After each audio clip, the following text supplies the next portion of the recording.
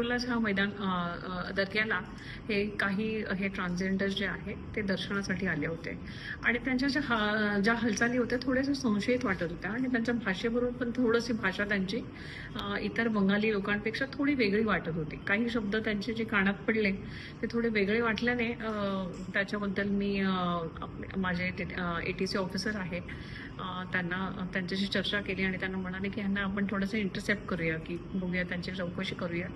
आणि त्याप्रमाणे आम्ही त्यांची चौकशी केली आणि त्यांचे मोबाईल फोन चेक केल्यानंतर काही बांगलादेशचे त्याच्यामध्ये मोबाईल नंबर्स मिळाल्यानंतर त्यांचे पुढील त्यांना पोलीस ठाण्यात आणून पुढील कारवाई करण्यात आली आहे.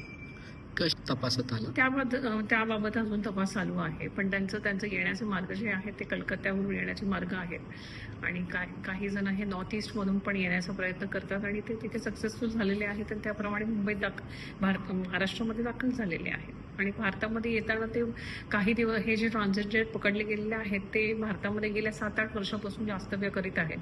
काही जण दिल्ली, काही जण गुजरात आणि असं प्रवास करत ते महाराष्ट्रात ठेपलेले आहेत. यांच्याकडे भारताचे बनवण्यात आलेले भारताचा काही विशेष पुरावा काही सापडलेला नाहीये. त्यांनी अजून काही इथे महाराष्ट्रात जास्त दिवस न झाल्यामुळे इथला काही तो वास्तव्याचा पुरावा बनवलेला नाहीये.